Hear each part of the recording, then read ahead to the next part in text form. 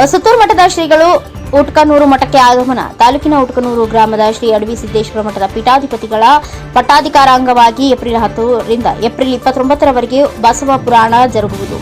April 30ರಂದು ನೂತನ ದೇವಸ್ಥಾನ ಹರಗುರುಚರ ಮೂರ್ತಿಗಳ ಸಮ್ಮುಖದಲ್ಲಿ ಲೋಕಾರ್ಪಣೆ ಹಾಗೂ ಪರಮ ಪೂಜ್ಯ ಶ್ರೀ ಮರಿ ಬಸವರಾಜ ದೇಸಿಕೇಂದ್ರ ಮಹಾಸ್ವಾಮಿಗಳವರ ಪಟ್ಟಾಧಿಕಾರ. ಮೇ 1ರಂದು ಸಾಮೂಹಿಕ ವಿವಾಹ. ಮೇ 2ರಂದು ಸುಮಂಗಲೆಯರಿಗೆ ಉಡಿ ತುಂಬುವ ಕಾರ್ಯಕ್ರಮ. ಮೇ 3ರಂದು ಪ್ರಗತಿಪರ ರೈತರ ಸಮಾವೇಶ.